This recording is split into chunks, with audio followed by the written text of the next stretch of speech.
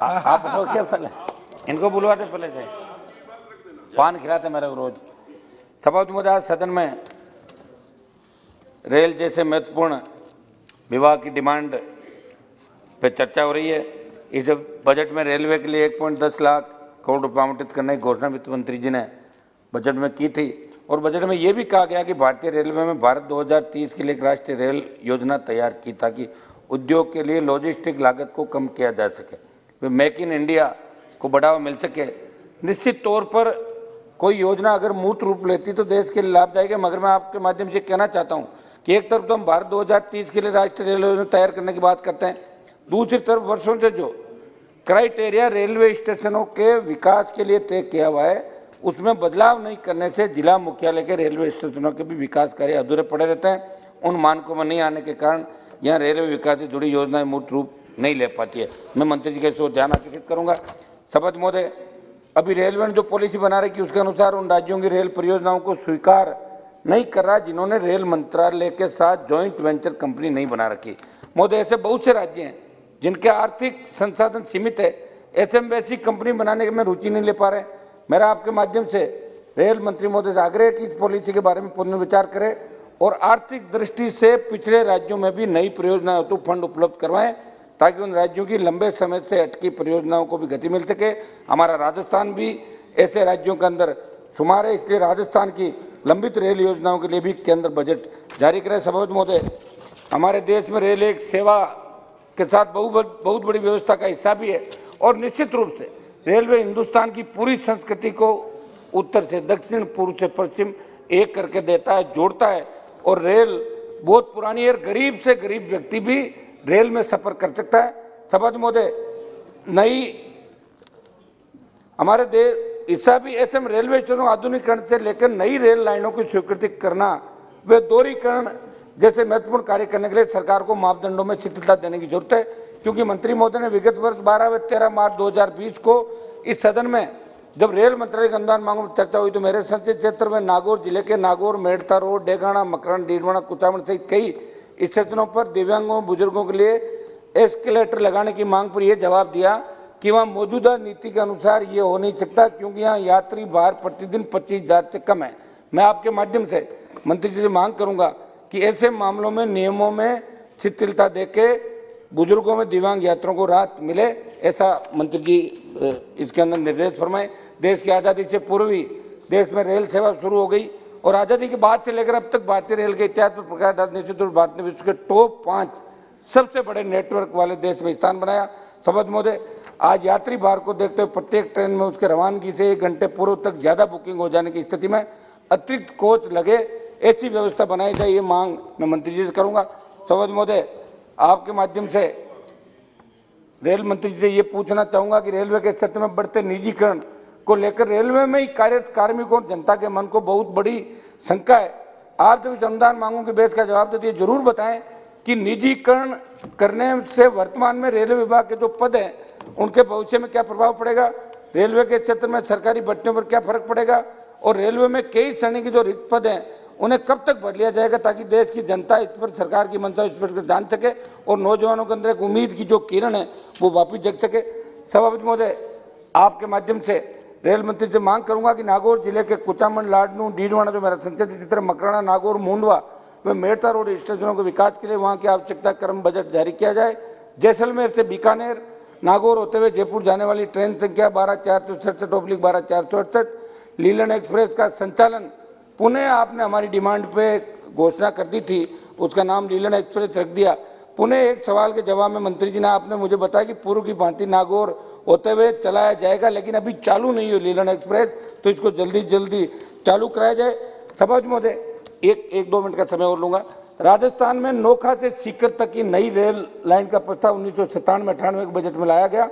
उत्तर पश्चिम railway ने वर्ष 2012 में रेलवे बोर्ड को उक्त प्रस्तावित 209 किलोमीटर लाइन का अपडेटेड सर्वे भेजा। इस पर मंत्री जी ने ध्यान देकर स्वीकृति करेंगे तो बीकानेर, नागौर, चूरू और सीकर जिले के नोखा, श्री डूंगरगढ़, बिदासर, सुजानगढ़, लाडनू, लक्ष्मणगढ़ सहित जिलों के कई गांव वे सुजानगढ़ क्षेत्र के सांडवा, बिदासर आदि गांव के लोगों को रेल लाइन मिल जाएगी। साथ ही साथ सालासर जो बहुत बड़ा धार्मिक स्थान है देश का, वहाँ आने जाने के लिए भी पर्यटकों को सुविधा उपलब्ध होगी, इलाके का विकास होगा। सभापति महोदय, मंत्री महोदय से मैं निवेदन करूंगा कि यात्री बार के नियमों में शिथिलता देकर मेरे संसदीय क्षेत्र नागौर के जो कुचामन सिटी, डीडवाना, लाडनू, मकराना, वहाँ पे भी आप अत्याधुनिक स्टेशन कैसे बने, और साथ ही साथ मेड़ता रोड नागौर, मुंडवा, गोटन स्टेशन में 3 शेड का विस्तार करने, मेड़ता रोड में नागौर सहित उपखंड मुख्यालयों पर, शहरी कस्बों के रेलवे स्टेशनों पर VIP लॉज बनाए जाए। सभापति महोदय, 1-1.5 मिनट का समय और लूंगा। राजस्थान में धार्मिक व सामरिक दृष्टि को देखते हुए नागौर से फड़ौदी तक की नई रेलवे लाइन व डीडवाना से कुचामन तक रेलवे लाइन की स्वीकृति के लिए मंत्री जी सर्वे प्रस्तावित करवाएं। साथ ही बहुप्रतीक्षित मेड़ता पुष्कर, 1 मिनट साहब, मेड़ता पुष्कर रेल लाइन को भी केंद्र अपने स्तर से ही बजट जारी करके स्वीकृति करें। मारवाड़ और मेवाड़ आपसे जुड़ जाएंगे। पुष्कर देश का प्रमुख धार्मिक स्थान है और रामदेवरा का मेला जैसलमेर के अंदर बढ़ता है, तेजाजी महाराज का मेला जो नागौर में बढ़ता है। तो नागौर फलौदी रेल लाइन अगर बन जाती है तो निश्चित रूप से बहुत बड़ा संदेश देश के अंदर जाएगा। सभापति महोदय, नागौर जिले में मेड़ता सिटी से खजवाना मार्ग पर स्थित मेड़ता रोड की रेलवे फाटक संख्या 101 पर रेलवे ओवरब्रिज बनाया जाए। बीकानेर से नागौर होते हुए चेन्नई की तरफ नियमित ट्रेन चलाई जाए। बस 1 मिनट लूंगा सभापति, मात्र 1 मिनट। सभापति महोदय, मेरा रेल मंत्री महोदय से आग्रह कि हम आपको पत्र लिखते हैं, अभी मेरे से पूर्व सांसद ने भी कहा था, आप उन पत्रों को रेलवे बोर्ड को भेज देते हैं। आपके मन में हो सकता है कि काम करने की इच्छा हो, लेकिन रेलवे बोर्ड, आप सब रेलवे बोर्ड की दादागिरी देखें कि सांसदों को, संबंधित सांसद को कार्रवाई करके जवाब देना चाहिए। कभी रेलवे बोर्ड कोई लेटर संबंधित सांसद को नहीं देता। मैं मंत्री जी से निवेदन करूंगा कि हम 99% पत्रों का हमारे पास जवाब नहीं आता। सभापति महोदय, लास्ट में एक डिमांड और करूंगा। भीलवाड़ा जिले के गुलाबपुरा में मेमो कोच फैक्ट्री की स्थापना की घोषणा हो रखी है। इस परियोजना को मूर्त रूप मंत्री जी देने की घोषणा करें। मंत्री जी, एक मेरा निवेदन था कि मंडोर जयपुर और जो दिल्ली चलती है, बहुत पुरानी ट्रेन है, और वीर तेजाजी महाराज जो देश के और राजस्थान के बड़े लोक देवता हुए, किसानों की बड़ी आस्था रही उन पे, तो इस मंडोर एक्सप्रेस का नाम भी बदल के वीर तेजाजी महाराज के नाम से रखे तो अच्छा संदेश पूरे देश और प्रदेश के अंदर जाएगा।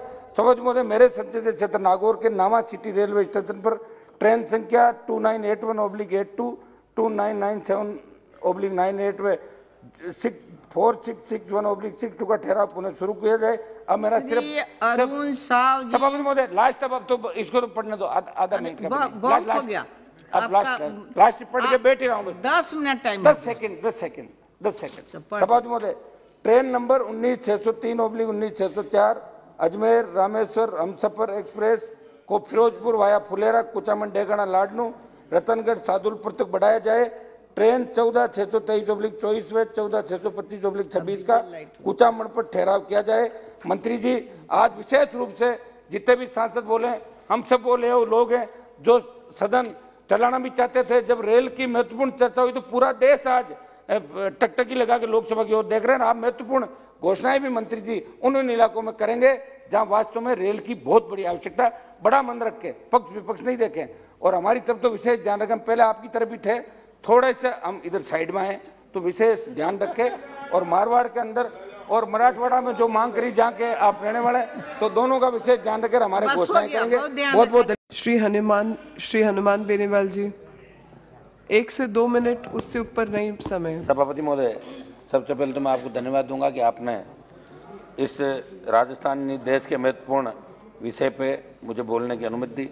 मैं आपके माध्यम से पर्यावरण मंत्री जी का ध्यान आकर्षित करूंगा कि राजस्थान के चूरू जिले में विश्वविख्यात ताल छापर मर्ग अभयारण्य जो सुजानगढ़ से रतनगढ़ के मध्य स्थित है, यहाँ आए दिन सड़क हादसों से कई मर्ग और चिंकारा और अन्य पशु पक्षी काल कल्पित हो जाते हैं। यहाँ इनकी सुरक्षा के लिए सीकर नोखा राज्य राजमार्गों पर छापर ग्राम संयुक्त अभियान के माध्यम से गुजर रही सड़क किलोमीटर 87 से किलोमीटर 90 कुल 3 किलोमीटर ओवरब्रिज का निर्माण भारत सरकार करवाएं ताकि अन्य जीवों की सुरक्षा सुनिश्चित हो सके। इस ताल छापर मार्ग अभियान जहां प्रवासी पक्षी भी आते हैं, सभापति महोदय, यहाँ आज की तारीख में 3300 से अधिक कृष्ण मर्ग व 700 से अधिक चिंकारा। सभापति महोदय, इस अभियान के संरक्षण के लिए 3 किलोमीटर पुल निर्माण के लिए ज़्यादा बजट की आवश्यकता है।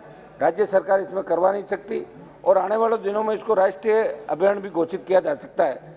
केंद्र इसकी DPR बनाए और 3 किलोमीटर जो पुल है इसकी जितनी भी लागत आए तो एक मिनट लूँगा। केंद्र सरकार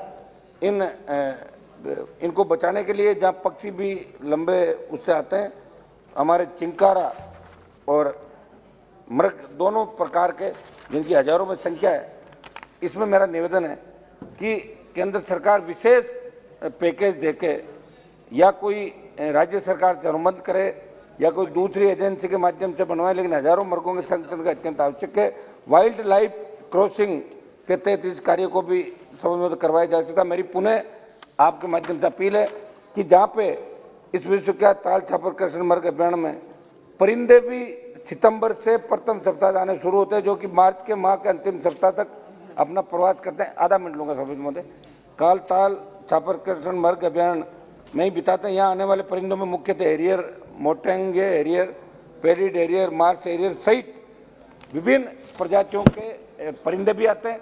मेरा आपके माध्यम से वन पर्यावरण मंत्री जी से, दिल्ली की सरकार से आग्रह कि राजस्थान सरकार के पास बजट का अभाव है, 3 किलोमीटर लंबा पुल बने सड़क के बीच, आए दिन होने वाली दुर्घटनाओं से बचे। ये राष्ट्रीय अभियान भी इसको घोषित करें ताकि लोगों को राहत मिले और आने वाले समय के अंदर वहाँ और पर्यटन की दृष्टि से भी इलाके को और आगे विकसित किया जा सके। धन्यवाद।